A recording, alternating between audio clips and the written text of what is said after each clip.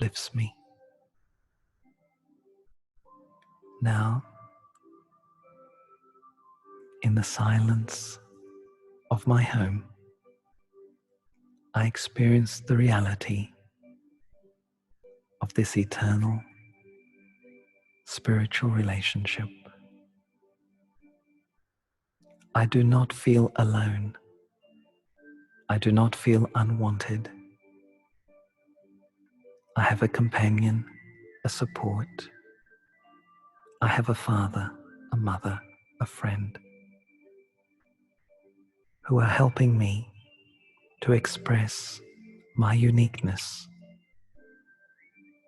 my value within this play of life. Let me remain here with the Eternal One, with you,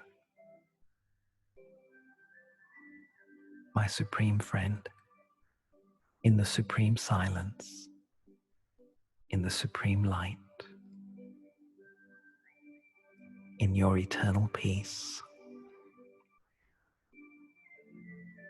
I remain in your presence and your light and your love constantly flow into my mind and into my heart.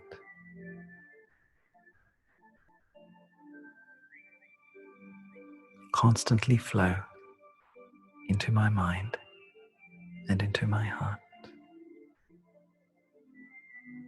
I have found what I was looking for.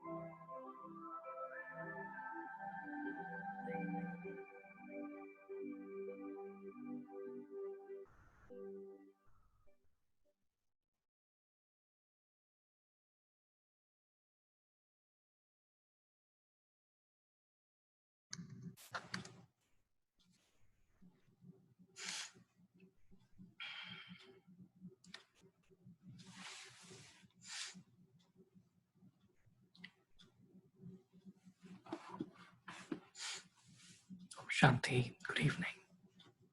Good evening, Om Shanti.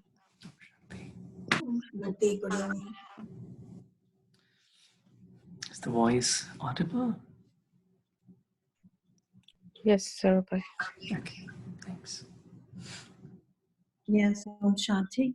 Shanti. Yes, Om Shanti.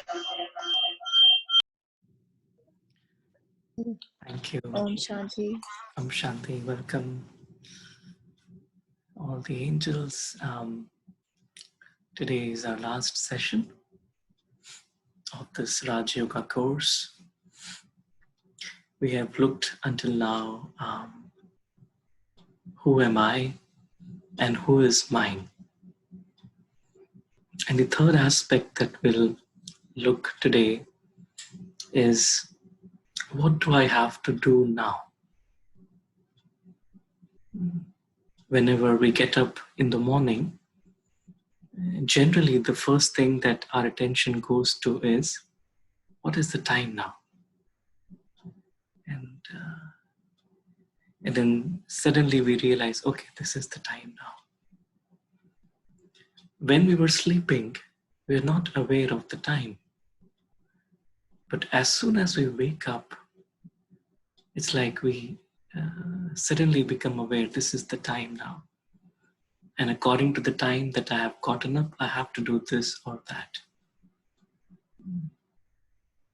And so similarly, when I awaken to my reality of being a soul, being a spiritual being, being an eternal traveler, being an eternal child of God, then I suddenly wake up to the eternal time. Generally, the sense of time that we have in our mind is a linear sense of time. There is a past, there is present, there is future. We generally think in terms of, I was born on this date and I am this many years old, and then I will live a life and then I will die at a certain age. And generally all my planning, everything is based on this lifespan. But as a spiritual being, I suddenly come to realize that there is much more to my life than just this fixed duration of time.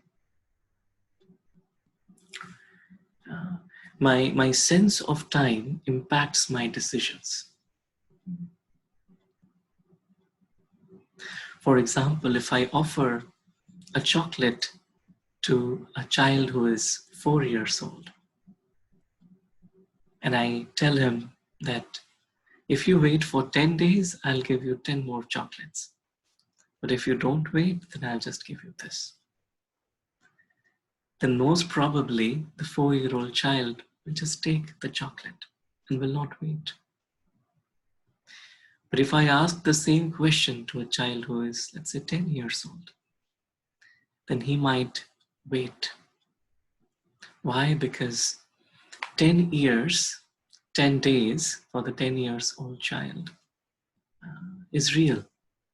But for the small child, his sense of time is short. As spiritual beings, when we realize that there is an eternal time, not just this limited time, and as eternal travelers, we came from our home of silence onto the stage, and we have to go back again. Then we realize that this time right now, it is inspiring us for transformation. And so today we talk about time and transformation. So my transformation is linked with the world transformation. So when I wake up to my reality, I realize the time, and then I begin to transform. And my transformation also transforms the time.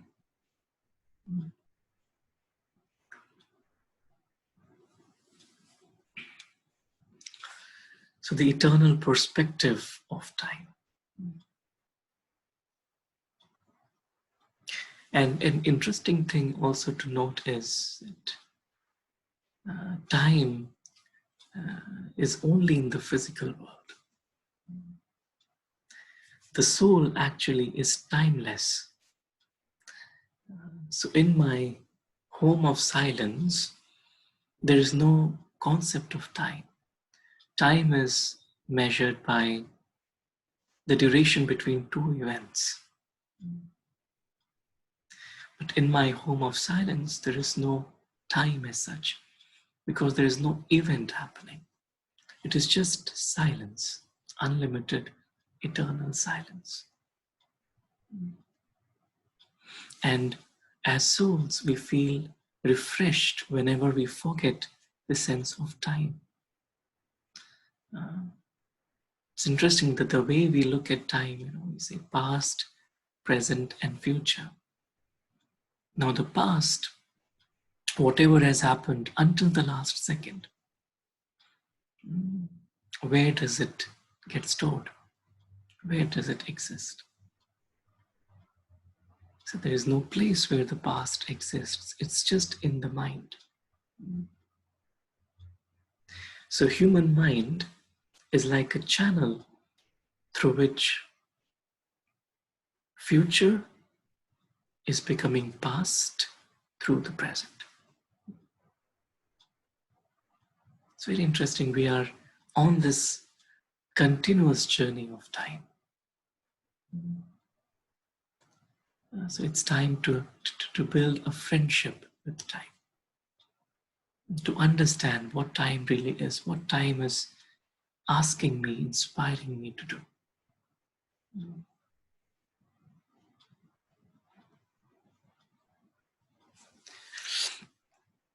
So we have the cycle of day and night. There is so much difference between day and night. And this transformation is linked with time. Seasons. All the 4 seasons are very different. And they are also linked with time. It's interesting how when the time comes, the winter ends, and plants, trees start to bloom as fragrance. It's so interesting. And how then the time comes, then the fall starts. When the time comes, the winter starts. So how nature obeys the rule of time.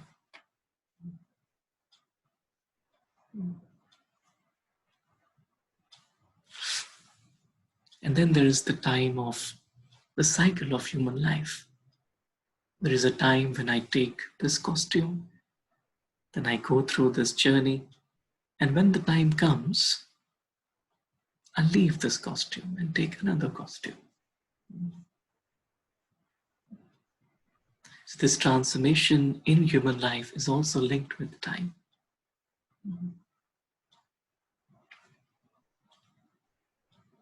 Now, on top of all these day and night, seasons, and human lifespan, there is a bigger perspective of time, a larger perspective of time. Generally, we think in these terms, either day and night, or seasons, 1 year, or the lifespan. But what is that eternal perspective of time? See, the eternal cycle of time. Time is a cycle. So in a cycle, it begins and then it ends. But the beginning and the end point is the same. That's what a cycle is. And that's what we look at day and night. It starts at a certain point in day, finish the whole cycle, come back to that original point. Seasons, it'll come back to that original point. Life, it comes back to that original point. And so in the eternal cycle of time, things come back to where they started from. And so the time, the way it is changing right now, is all gearing towards the original time, from where everything began. When we souls first came onto this stage of earth.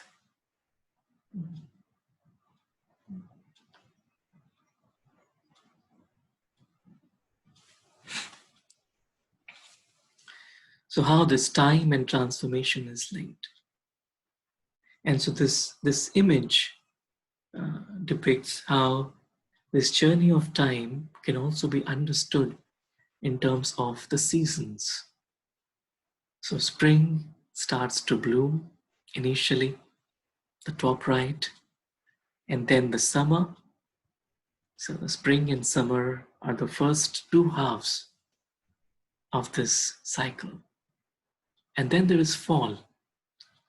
Flowers, leaves start to fall. And then towards the last quarter, there is winter. Winter is absolute cold, extreme conditions. And just in the cycle of seasons, after winter comes the spring. And that transition is amazing. And it's the most, let's say, far-reaching transition from winter, cold, everything barren, to suddenly spring. And so we are at a point, as marked at this point, we are at a point in the cycle of my journey and the journey of the entire humanity, where we are at that point of transitioning from this extreme winter to the spring.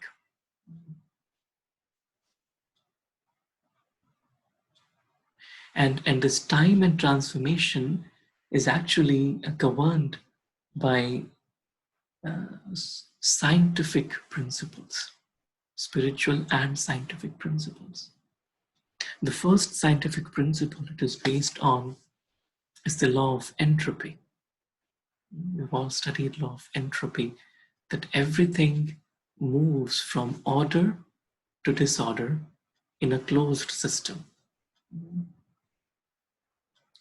So when we souls, with our awakened sense of self, completely soul conscious, completely living a life of truth, we came down from our home of silence. We are completely pure. And then slowly and slowly, we start to go into a sense of disorder. Everything new gets old. And now for the old to become new, there has to be an external influence. That's what the law of entropy says. And so in this story of humanity, we all began from a very pure, spring-like, eternally happy scheme of things, what we call it as the golden times, or we call it the age of truth. The Hindi word is Satyug. And then slowly we kind of began to descend from our original state, just like a full moon becomes smaller, becomes half moon, and then eventually no moon. So in the same way, the degrees of the soul begin to decrease, until at the end of the Iron Age. So golden, silver, copper, and iron, until the end of the Iron Age, where this influence, that energy from God, we start to feel through the practice of meditation, through the practice of self-realization, God realization. And this allows us to then shift things from old to new once again. So this transformation from old to new, it is basically whatever is old and non-useful gets destroyed, and whatever is new and constructive, it gets built up. And so it's a time for transformation within myself. Whatever is old, that is the old traces of vices that stem from body consciousness. We call it algae. Algae, A-L-G-A-E, is the old self, which operates on anger, lust, greed, attachment, and ego. Algae. Into the real self that operates from the original qualities of the soul, which are based in truth. So it's time for that old self to be destroyed and to shift to the new awareness, to the new self. And all of us are now in this time of awakening. And my awakening will help the entire humanity to awaken, because we're all connected.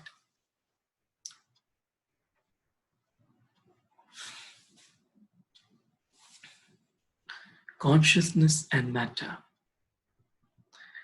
The world outside is a reflection of human consciousness. My thoughts create the world. So that's why in the golden and silver ages, when we were completely soul conscious, the world outside also reflected the same. There was unity, there was harmony, there was love, there was happiness. There was no mention of any kind of pain or sorrow, suffering. All these were completely ignorant. Just like a small child is ignorant of vices, doesn't even know what does it mean to have any of those algae. In the same way, all of us were like that in those times. And so the world was a reflection of that. So it was a beautiful, bountiful, abundant world. In geography, we also study that there was a time, few thousand years back, where the world was just one continent and everything was just united.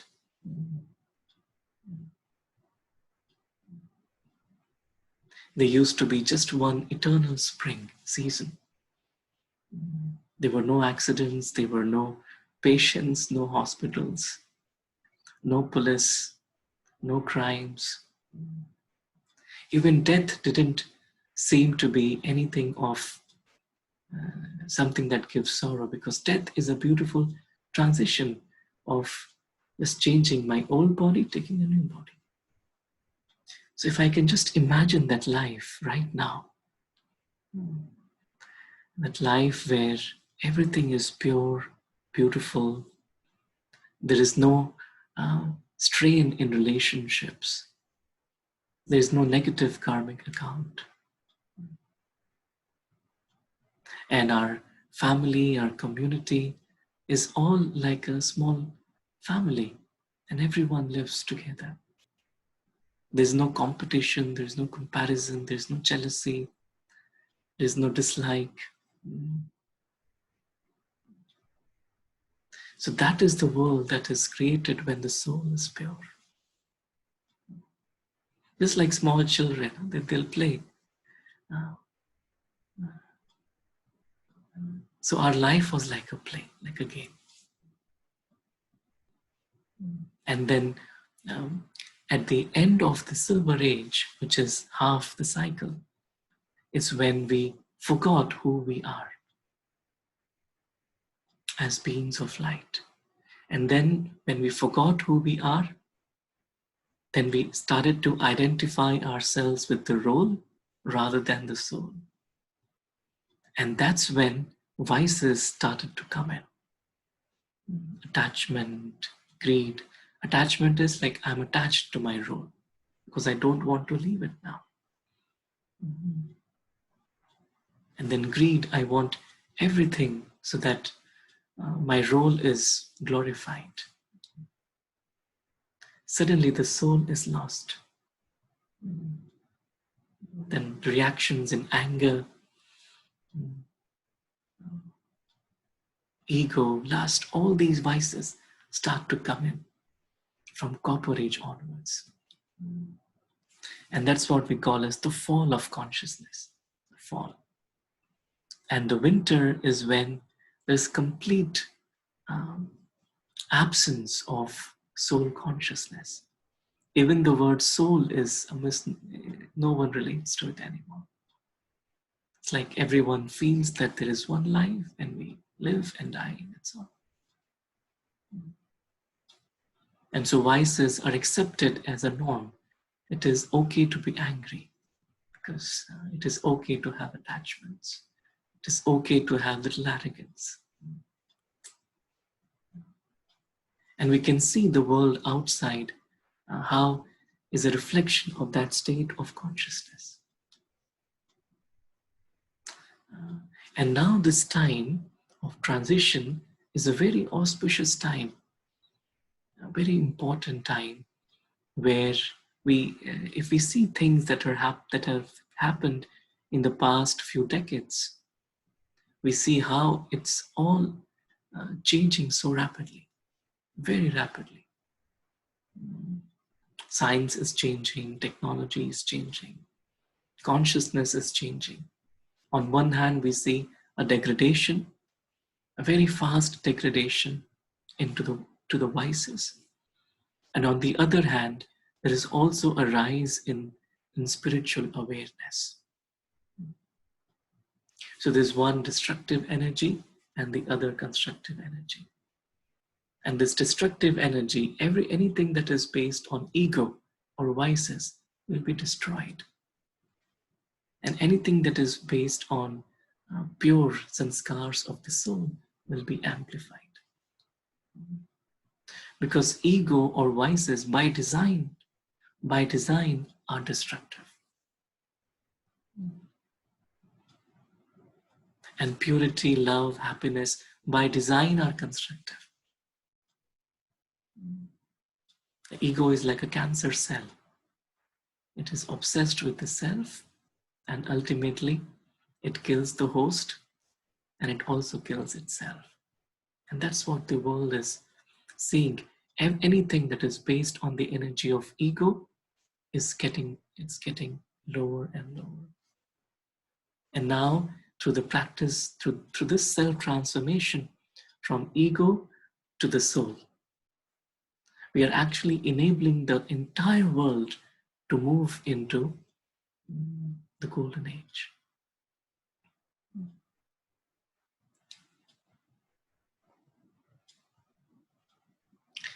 We have a little clip that shows how this transition takes place and how this is a beautiful time, auspicious time.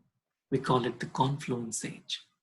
So golden, silver, copper, iron, and the confluence, or the diamond age. It's the age of awakening, age of illumination, enlightenment. Very short age. So we'll just share a video and we'll all watch it together.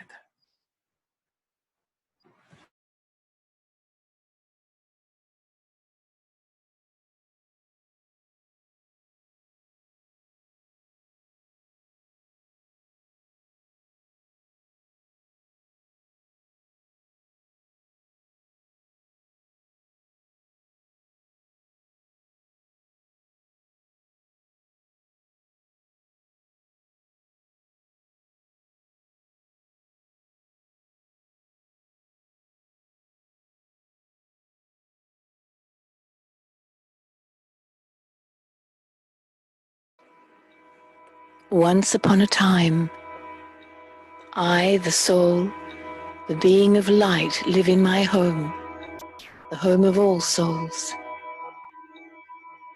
My Father, the highest of all beings, also lives here.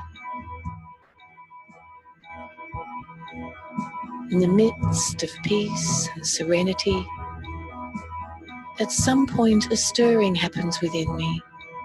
The stirring pushes me to come down to a wonderful new world to play my part.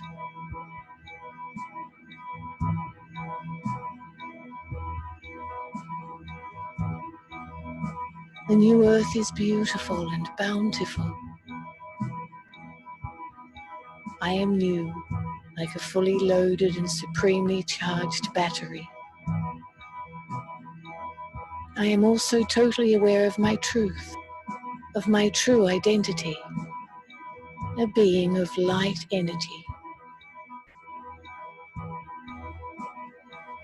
Time passes by. Since I am a soul within a physical body, I begin to change.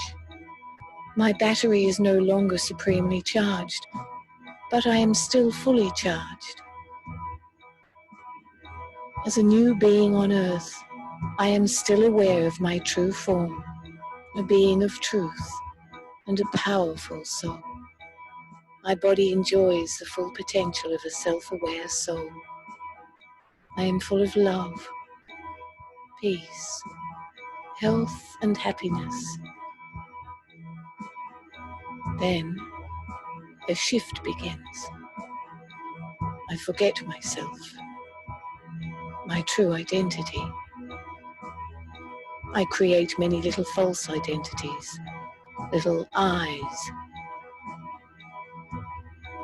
possessions, talents, wealth, beauty, strength. I begin to identify myself with these I's,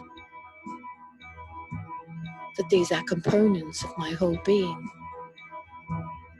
I become body conscious. The biggest evidence of this shift is I begin to experience sorrow.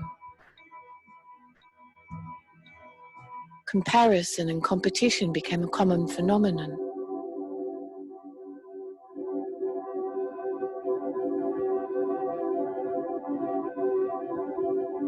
From being supremely charged to fully charged, I become a half-charged battery. My little I's become my complete identity. The world that I once came upon becomes divided. Different languages emerge.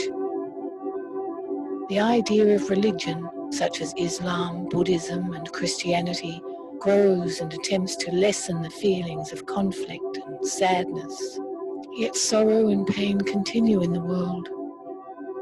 By this time, I totally forget my original identity. From being soul conscious, I am now totally body conscious. I lose my original qualities of peace, purity, power, wisdom, love, joy, and bliss. Instead, I now have lust, anger, greed, attachment, ego, carelessness, and laziness. In fact, sorrow and peacelessness seem to increase.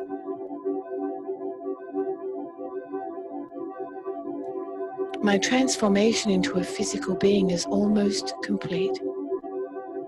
My battery is almost completely drained. My true identity is crowded into a little corner by my little I's.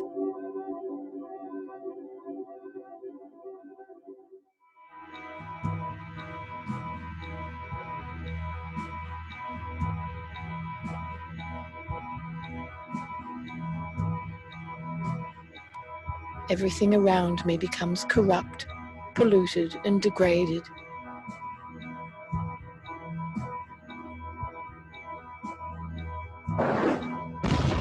In the midst of this chaos and immorality, God, our Father, the Supreme Being, comes to us. He reintroduces himself to us and tells us our story. In this way, he ultimately introduces us to ourselves, to our true, original selves. He tells us about the secrets of life, actions, relationships, fortune and misfortune, victory and defeat. He teaches us Raja Yoga. This connects us to him, the Supreme Being, our true power generator. We begin to recognize our true selves, the soul, a being of metaphysical light, very much like our Father, the Supreme Being, divine and complete. I awaken and rekindle my true characteristics, become fully charged once again, and return home. The world that I knew becomes renewed as I rest in the soul world, preparing myself to return to earth, ready to play my part once again.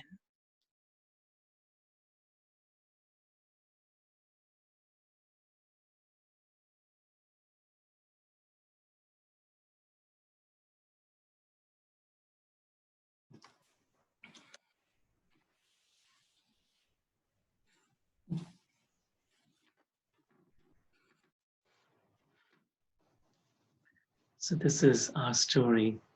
Call it Lost and Found.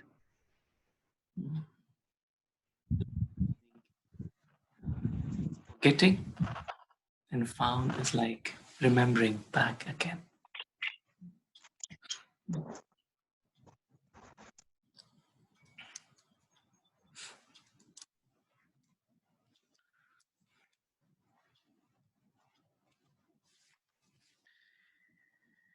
And so the present time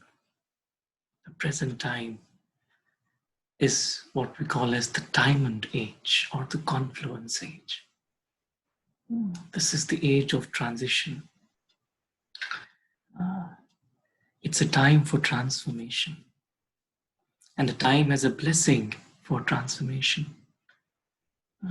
Even if I make a little effort, time will help me thousandfold in my journey of transformation. And this journey is invisible. Like, this journey is personal. This is a journey, it's a shift from the time of greatest darkness to the time of greatest light. Just like a caterpillar becomes a butterfly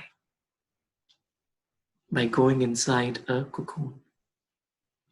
And this is the time caterpillar represents our old self rooted in vices. And butterfly represents our divine self rooted in qualities of the soul. And so through this transformation happening inside this little cocoon, I can change. So this transformation takes place in silence when I let go of my old ways, old thoughts, old habits, and begin to appreciate, acknowledge the truth, and gently transform my thoughts, transform my sanskars. It's like how diamonds are formed. Diamonds are formed under extreme conditions inside the earth. Many, many kilometers, miles inside the earth. And so right now we may feel there is a lot of pressure of the old self, the old sanskars. But only because of this pressure, I can become like a diamond. So this pressure is actually good for me. If I feel I have a lot to change, I have a lot of weaknesses, it's actually good, because under all that pressure, I can really then become a diamond. And diamond is considered even more precious than gold.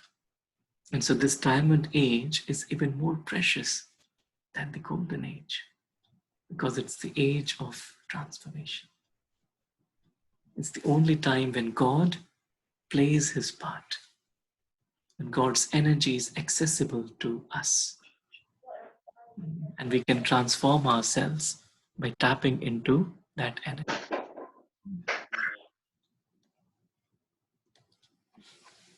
It's a hidden age concurrent with the iron age, because it is incognito. When I get awakened, I'm in the confluence age. It's the age of illumination.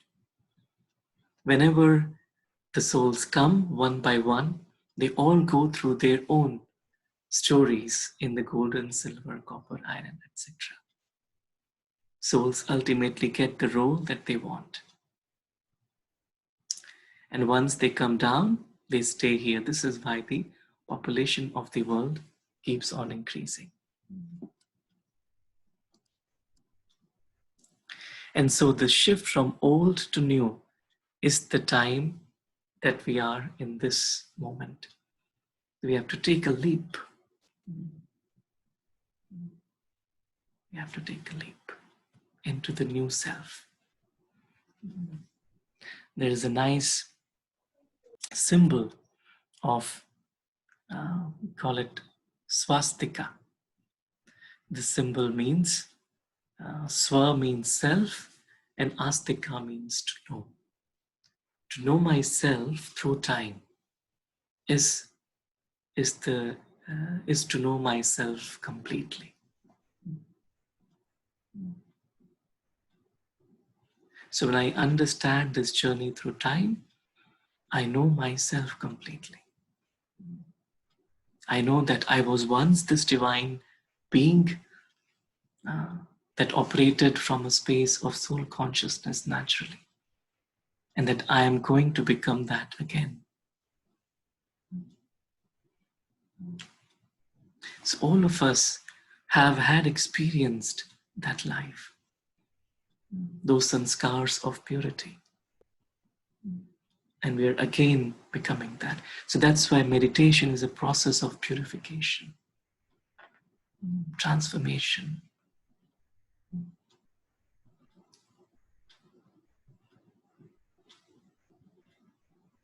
It's when I heat the water, it reaches the boiling point, and then water becomes vapor.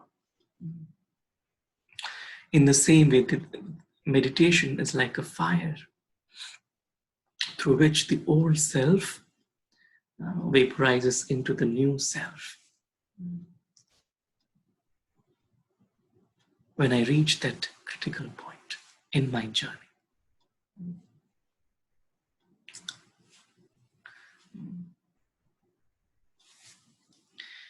And we souls come into this drama, and what binds us all together, and whatever is happening in my life is not by chance. It's all linked to the law of karma, the law of action and reaction. Everything is in balance. Whatever happens around me is in effect to bring things into balance. Nothing happens by chance. Just like hurricanes. Why do hurricanes come? Because there is a big pressure drop. So hurricanes try and balance that energy of that pressure difference. In the same way, if I feel chaos happening in the world today, it's in a way to balance out the degradation in the consciousness that has happened. It is inspiring us to make that shift again, so that as a humanity, together we come back to our original state of being without these vices. So this entire story is also based on the law of karma. And we create our karmic accounts with our body, with our time, with our resources, with our mind. And through meditation, I can settle those karmic accounts.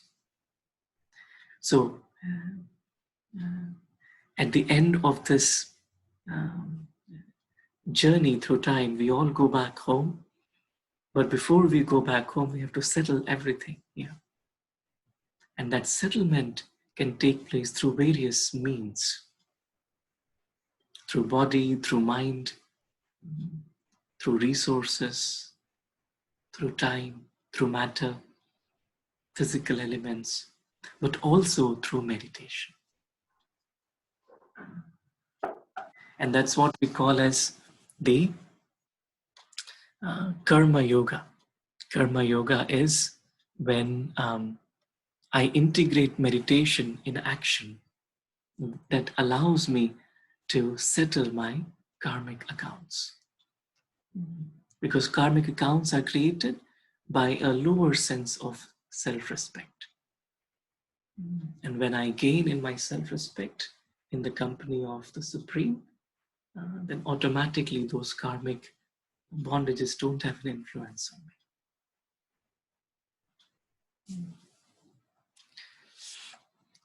So we have karmic accounts with our mind. If I feed my mind with wasteful input, then my mind will feel stressful. So I have a karmic account with my mind. So I need to be careful what I give as an input to my mind. With my body, am I just using the body for pleasures, or am I really giving time and attention and care for the body? Am I operating with the body as a real friend would, as a like someone who plays an instrument has so much care for his instrument. The same way, body is my instrument, so let me have that concern and care for this instrument. Relationships. If I give sorrow, then I will get back sorrow. If I send a negative energy, I will get negative energy. So it's time to not to criticize or blame or point fingers, because the moment I do that, I'll get that energy back in return. So to be loving, to be respectful in my relationships. So when I give the energy of love, I'll get the energy of love. Matter. How am I using matter? Do I waste whatever life has given me? Matter is helping me to live my life in a very nice way. Am I respecting matter? Am I respecting water? Am I respecting air? Am I respecting earth? Or am I wasting it? What is my connection with the matter? Wealth. How am I using my wealth? Am I using my wealth to give happiness to someone? Or am I wasting it? So I have an account with the wealth also.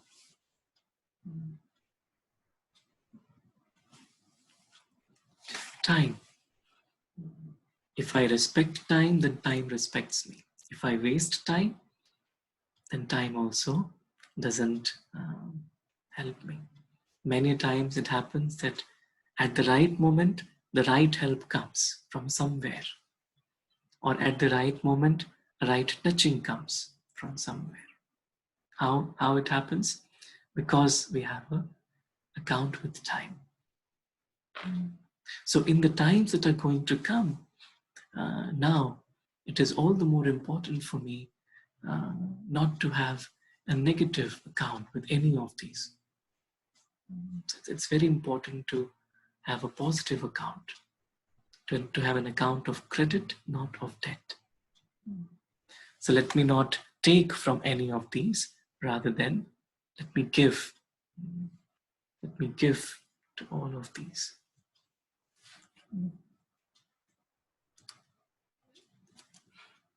And we call karma yoga as remembrance in action.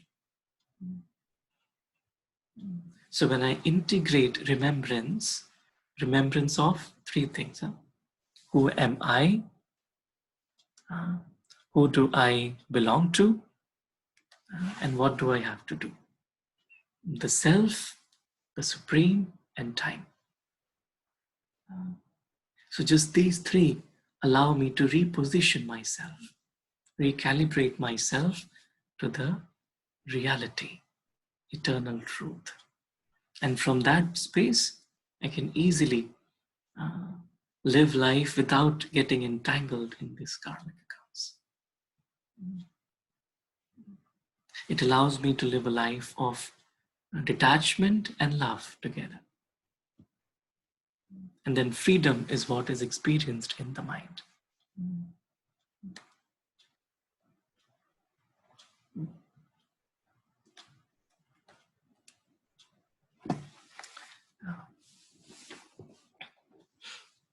And then just look at how this journey of self-transformation, how do I integrate and what are the different aspects?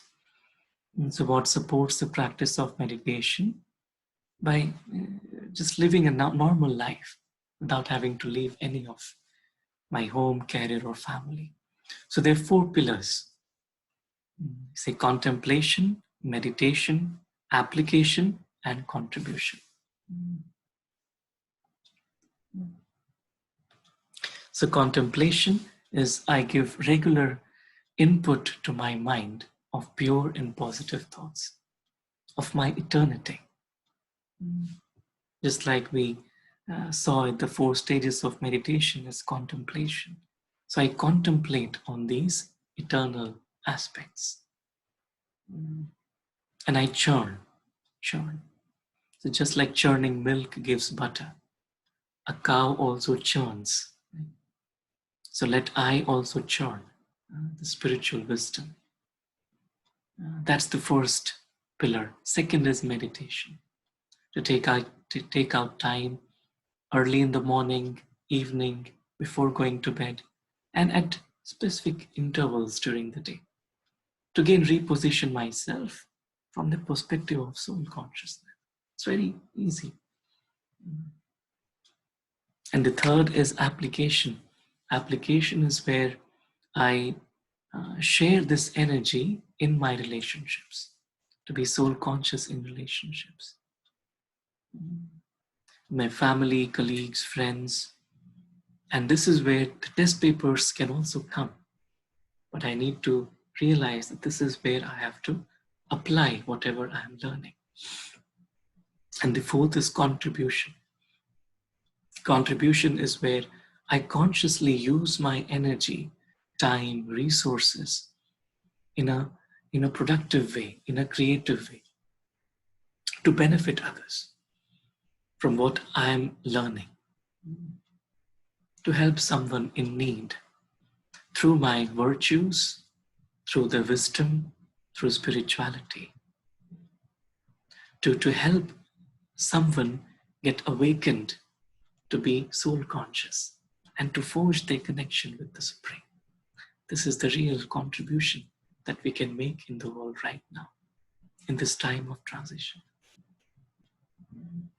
So when I pay attention to all these 4 aspects, then I'm easily able to transform. So like any cycle has 4 stages. This is also like 4 stages. We study the 4 cycles that take place in an engine. So first is compression, then ignition, then expansion, and then the useful work. And so contemplation is like compression. So I'm preparing my mind for meditation. When I've contemplated, then I'm ready for meditation.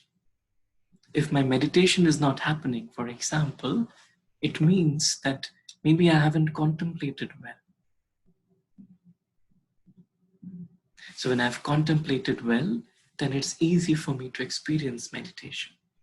And then in meditation, the power is released, and I can easily apply those qualities and virtues in my life. And then I can contribute to building a better world. And that again helps me in contemplation. So what is the sign that I have contributed or I have done real service is that it will allow me to gain a step higher in my contemplation and meditation. So it's all a cycle. It's all a cycle. Everything is interconnected.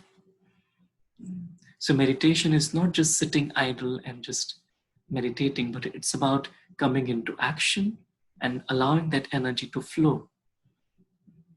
So contemplation and meditation is like focus, and application and contribution are like flow.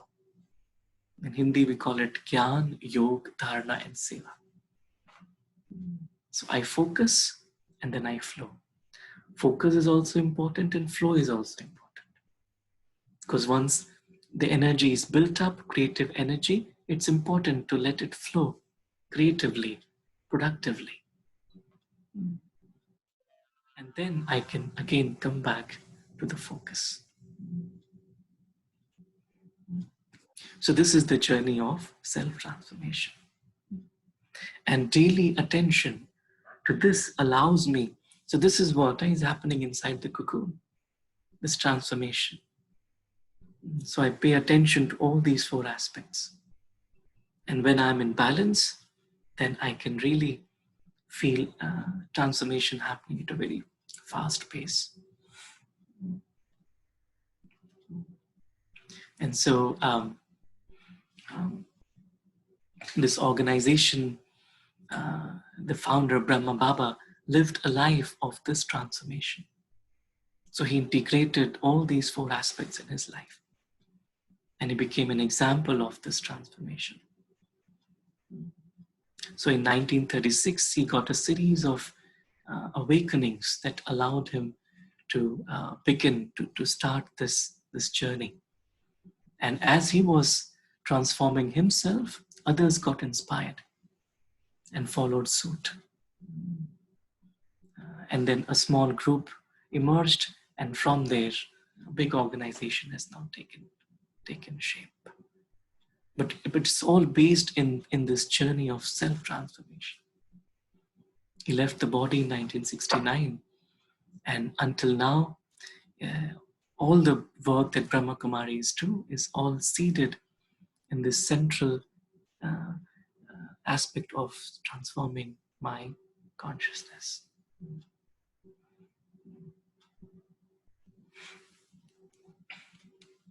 So we welcome you to also invite you to join us after this course. Even we have daily meditations in the evening, and then we have a spiritual study group that we call as Murli from 9 to 10 a.m. on Sundays. We have seminars and insight sessions on Sundays and Thursday evenings. Sunday 10:30 in the morning, Thursdays evenings. And any other time as well. We have a nice family here in Indianapolis area. And all of us are together,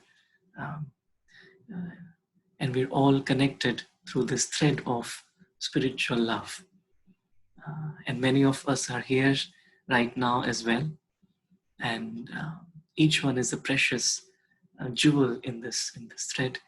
And we would be really happy to also have you become a part of this beautiful family. With that, there is a little clip about this whole journey of meditation, how it began and where it is now and in future. So what are the seeds of change?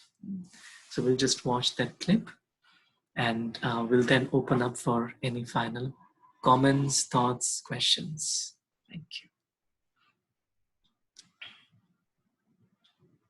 Oh, thank you.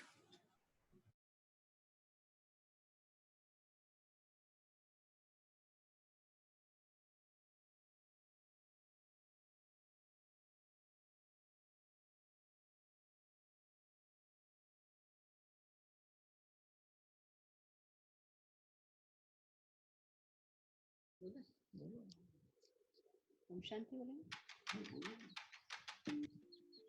Om Shanti कुछ लगा दिया। Nature holds great secrets within.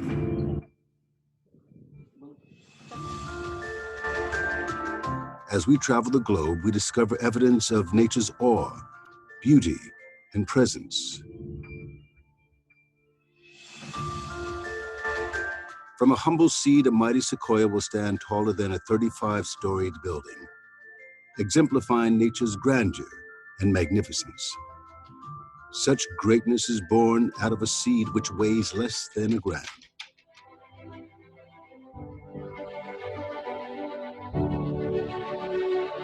As we journey through life, we learn many things. We are taught how to become engineers, accountants, and doctors. We even study the intricate details of how the heart circulates blood. But not much importance is given to teach us how to tap into our inner resources and handle the emotions of our heart. And there comes a moment in every individual's life when we realize that academic brilliance and accolades are not enough to manage life. And then we ask ourselves the right question. Who am I? What is my purpose on this earth? How can I cope with challenges? How can I change my life and my world? It was to answer these very questions and to complete the puzzle of life that the Brahma Kumaris World Spiritual Organization was founded. Like the sequoia tree, whose far-reaching presence stems from a tiny seed, the story of the Brahma Kumaris and its growth begins with a spiritual seed planted into the heart of one man, Dada Lekraj. He soon became known as Brahma Baba. And for him, that seed was experienced as a gift from the divine. A seed that he made a conscious effort to nourish and sustain. This led to the birth of an organization, the story of the Brahma Kumaris, planting a seed of change.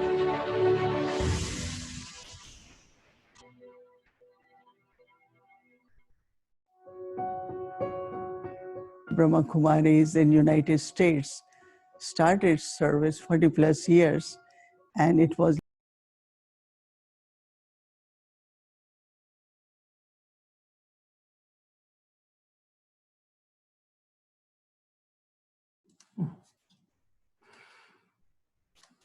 Om Shanti. Sorry, I just realized that it's almost 8:30 now.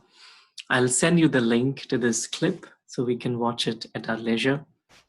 And it's just the story of Brahma Kumaris and how this transformation took place. With that, I would like to invite you to share your thoughts and ask any questions if you may have. We are looking at the chat as well. So thank you, everyone, those who have joined us. We see some from different parts. Thank you and welcome. And Delane asked, can you elaborate on the souls coming down during the confluence age and remaining? Yeah, sure. I mean, any soul who comes stays here until it's time for all of the souls to go back home together. And so some souls come for a very long time, those who come at the beginning of the golden age, and some souls come for just a very short span of time. But every soul goes through this journey of golden, silver, copper, iron. And all of us can, make this effort to go back home together by shedding off body consciousness. And everyone has an important part to play. So sometimes we also call it like those who have been on a longer time as elder brothers and those who have been on later as younger brothers. So it's the responsibility of the elder brothers to take care of the younger ones. So all of us are in it together. Thank you. Any other thoughts? Thank you. Thank you, Preeti. And any other thoughts? Any other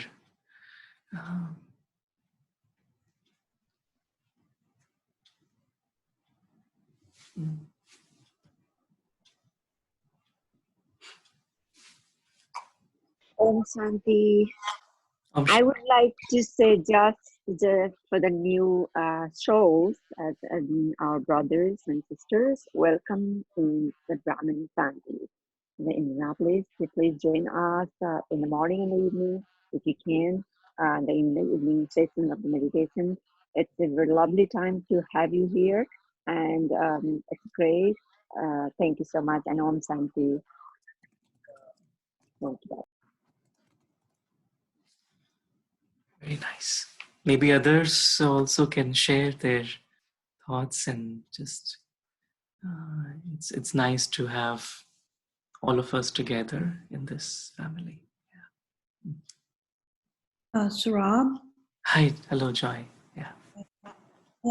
where can we find more information about this whole what you taught us tonight on the time and transformation? Yeah, sure. I will share the resources. There are a lot of other books and online books as well that we can read to go into the depth of this entire cycle. Wonderful. So if you can email me, anyone, I will email you, Joy. I have your email. But anyone else, if they would like to get a copy, we can email you as well. Because the more we go into depth of these, the more we start to realize there's so much more we need to know. Yeah, it could be a good journey, starting point. Yeah.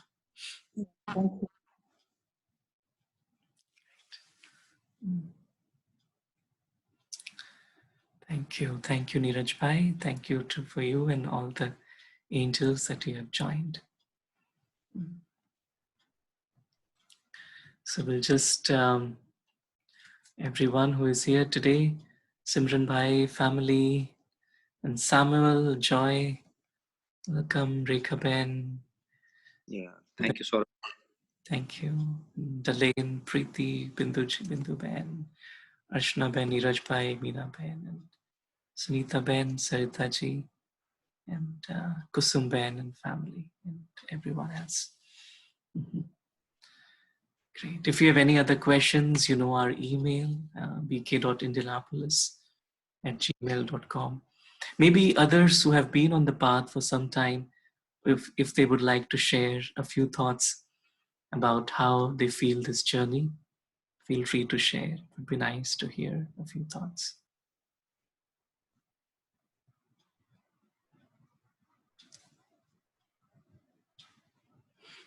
Anyone, feel free to share.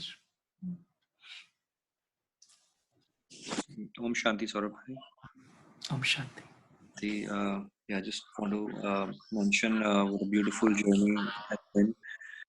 Thank you first of all for the course as well. We enjoyed the last 4 sessions very much, and it was good to get a refresher. And I got into Brahma Kumaris and the meditation group about 4 or 5 years ago, and it has been a very beautiful journey since then, about 5-6 years actually. And it's been a lot of learning and transformation, and a lot of the things internally, how even whether things have come and some of the storms and some of the challenges, but nothing has really affected, nothing has really changed. It's we don't get phased as much, and we really are able to cope up with all the everyday issues and challenges with a smile. So it's been a very beautiful blessing to have Saurabh Bhai here in Indianapolis and be the spiritual guide for us, and give Baba's knowledge to us and get us closer to God, and through the meditation, through the learnings, as well as a very beautiful family that we have here. With all good wishes and blessings, and it's just wonderful to meet everyone. Now we are of course meeting virtually, but before, when we were meeting in person, and this is our family, our friends, everything, and it's just full of good wishes and just a great time. So would encourage everybody, to if they get a chance, if they are in also feeling the connection, then they can utilize the opportunity. It's all free of cost, Saurabh Bhai would have mentioned, as community service. So would love to have the family grow in Indianapolis. Thank you. Om Shanti. Thank you. Bye. Thank you. Om Shanti. Yeah. Om Shanti. Om Shanti. This is the very best thing I got in my life. Okay, if the way I look at it, how you can live your life and how you can change. If you change, then the world will change. So basically, this teach you how to create your own thoughts, how to react when someone does anything, how to create the thought inside. And I can give you a simple example that if you have a car but you don't know how to drive, then it would be problem. So this probably give us a license how to drive, means how to live life. Om Shanti. Thank you, Baba. Thank you, Saurabh Bhai. Very nice. Very well said. Yeah. Thank you. Yeah, we're all learning together. We are all part of this amazing family. Very nice. Anyone else would like to share?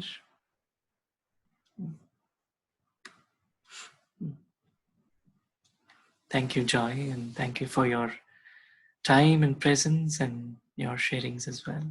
Yeah, thank you. Very nice. Anyone else? Please feel free to share, especially those who have been practicing for some time. It will be good to hear your voice, everyone.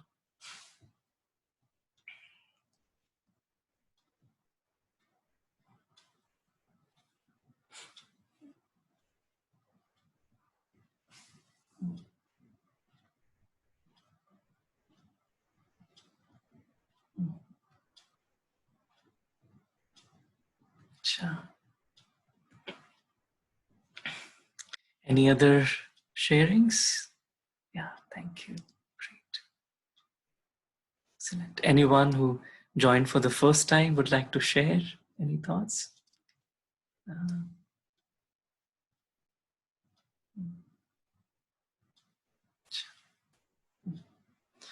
Okay, well, thank you and really appreciate your time. And we have all the recordings and the slides as well. So if anyone would like to we can share that as well.